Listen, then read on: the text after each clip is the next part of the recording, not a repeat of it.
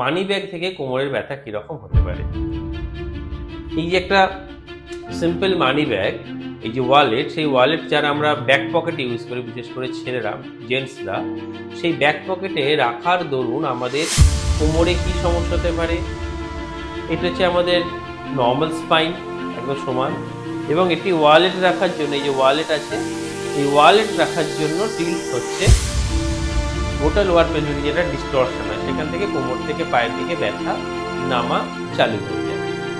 ক্ষণস্থায়ী এবং দীর্ঘস্থায়ী কি কি পরিবর্তন হতে পারে সেটা আমরা জেনে নিই।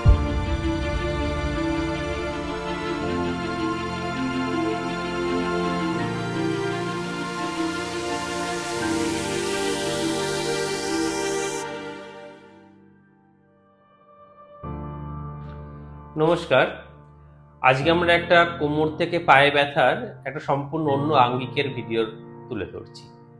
আজকে আমাদের টপিক হচ্ছে ওয়ালেট সিনড্রোম। ওয়ালেট সিনড্রোম অর্থাৎ আমাদের মানি ব্যাগ থেকে কোমরের ব্যথা কিরকম হতে পারে। এই যে একটা সিম্পল মানি ব্যাগ, এই যে ওয়ালেট, সেই ওয়ালেট যারা আমরা ব্যাক পকেটে ইউজ করি, বিশেষ করে ছেলেরা, জেন্টসরা, সেই ব্যাক পকেটে রাখার দরুন আমাদের কোমরে কি সমস্যা হতে পারে, ক্ষণস্থায়ী এবং দীর্ঘস্থায়ী কি কি পরিবর্তন হতে পারে সেটা একবার আমরা জেনে নিই।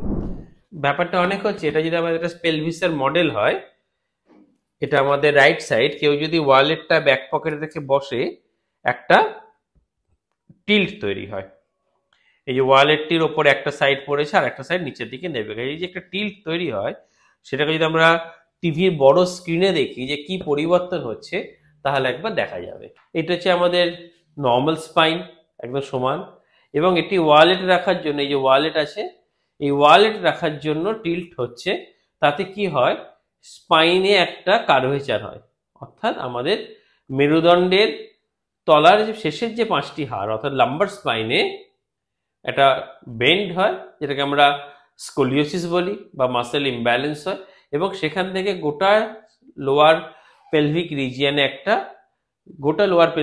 ডিস্টরশন হয়, সেখান থেকে কোমর থেকে পায়ের দিকে ব্যথা নামা চালু হয়ে যায়।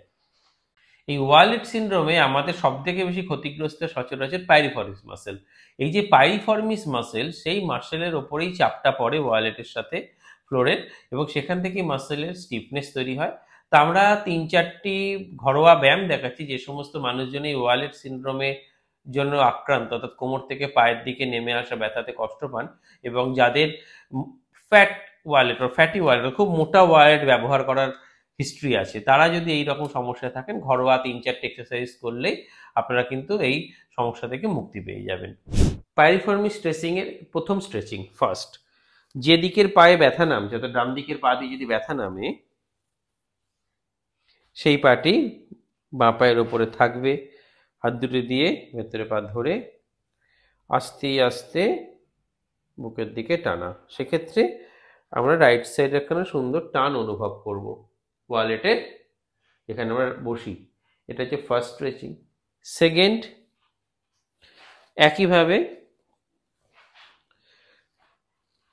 ব্যথার যে পা দিয়ে নামছে, সেই পাটিকে বিপরীত পায়ের সাইডে রেখে আস্তে করে তাকে উল্টো দিকে ঘুরিয়ে দেওয়া, ততক্ষণই ঘোরাতে হবে যতক্ষণ না হিপ পোর্শনে ওয়ালেট চত্বরে টান পাওয়া যাচ্ছে। এটা নিজেও করা যাবে, প্রথমেরটিও নিজে করা যাবে, এবং শেষেরটি, লাস্টেরটা দেখাচ্ছি। উঠে বসুন, একটা পায়ে পা তুলে দিয়ে আস্তে করে হাঁটু নাবানো, হাঁটুটাকে একটা সরল রেখায় রাখা। এক্ষেত্রেও একইভাবে টান পড়বে। যদি দেখা যায় যে টান কম পড়ছে, তাহলে সামনে ঝুঁকে মাটির দিকে তাকানো। এই এক্সারসাইজগুলো যদি আমরা করি নিয়মিত, এবং ব্যাক পকেটে মোটা ওয়ালেট রাখা বন্ধ করি, তাহলে কিন্তু এই ওয়ালেট সিনড্রোম থেকে আমরা খুব সহজে বেরিয়ে আসতে পারবো। কারণ মনে রাখতে হবে, একটা ওয়ালেট সিনড্রোম যদি বহুদিন থাকে, তাহলে সেটা কিন্তু সিদ্ধারাকে অনেকটাই ক্ষতিগ্রস্ত করে। সেটা প্রথমে কোমর, তারপরে থোরাসিক, পিঠ, এবং লাস্টে নেককে ড্যামেজ করে দেয়। ধন্যবাদ, ভালো থাকবেন।